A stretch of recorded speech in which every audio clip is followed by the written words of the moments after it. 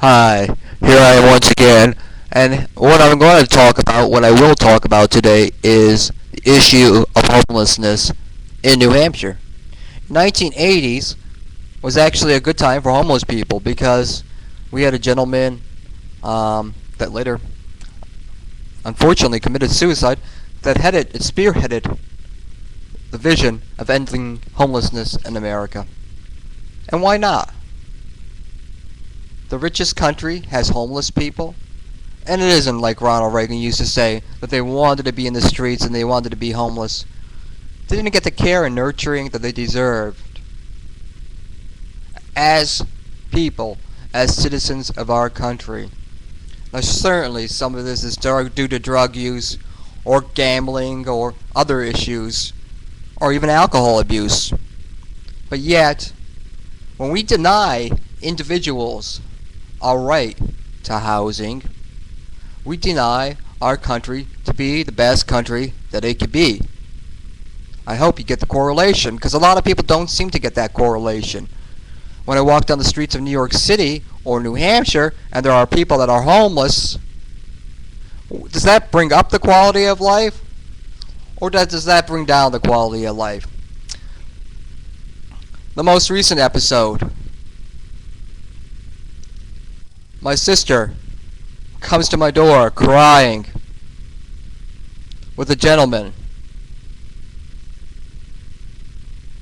who didn't have a place to stay.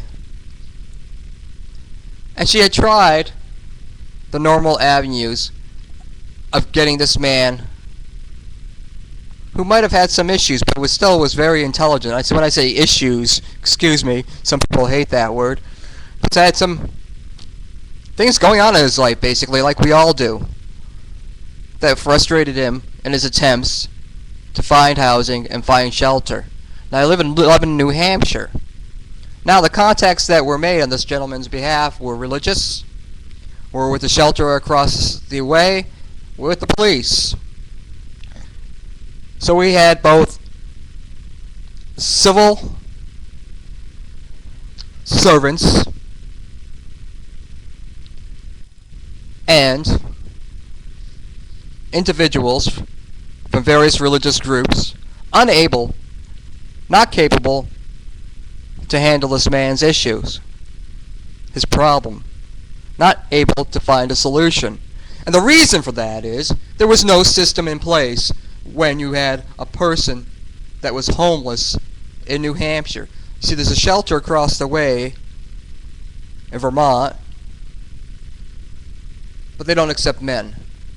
It's a great organization. It's called the Haven, or Haven.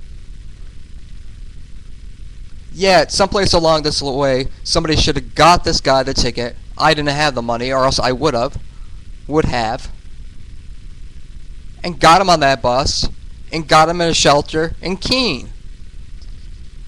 One, I believe the cops should have done this, or the policemen should have done this, out of the goodness of the heart. It's a noble thing to do. When people are homeless, crime rates go up.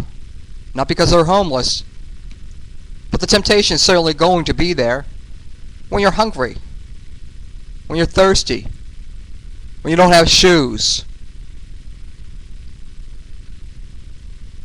And yet, just as the system failed, I failed as well. Now, I know we don't want to make New Hampshire like New York, but in New York, any individual has a guarantee of housing. And they do have shelters in New York. If the shelters do not have housing, they are put up in some kind of motel or someplace else. They're not going to be wandering the streets at night. They're not going to be sleeping near the railroad tracks in cold weather. I suggest that Live Free or Die would be more towards living and not dying. Do you get my drift? So I challenge the governor of our state to create a system where if one goes to a priest or government official or a policeman, that they will not be hostile toward these individuals. And yes, do appropriate background checks, etc. But get these people into the shelters they deserve and need. It's much better for society if we do that. It's much better for our hearts and souls if we do that.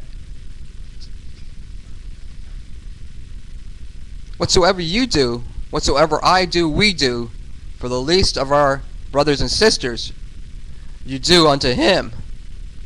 We've all heard that at church, but what the reality is, when the situation arises, we become a little blame game. We play the blame game. Well, it must be because of that, or it must be because of that. We don't look at ourselves and say,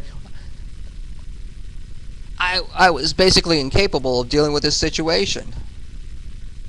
I tried the best that I could, but still it wasn't good enough. It didn't create a situation where society wins and I won.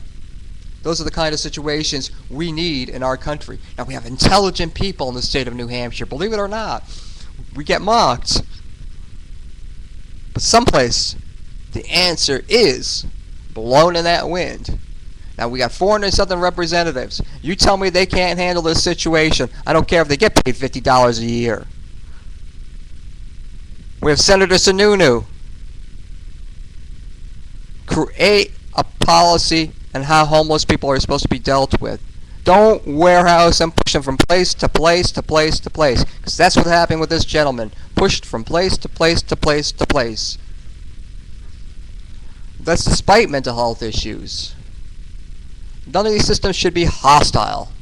Hostile. It should be a comfort to take care of individuals until they are, like seeds, able to grow on their own and prosper on their own, in their time, in their way, in their manner. Once intelligent individuals, now living on the streets. It's a shame on our America. It's a shame on New Hampshire. Let's do something about it to rectify this problem and create a solution that works for all individuals, especially during this housing crisis. You know, it's not good enough to say we can't. We must say we can. I thank you for your time. I hope someone out there is listening and actually will help develop this program. Smart people, it's not good enough to sit idly by, to cower in the corner. Must stand up for everyone so that we can create better families, create better living situations, create better corporations. Let's not let this intelligence that people have be thrown in the wastebasket. Is New Hampshire a good enough state to care for all of its people? We'll find out. Thank you.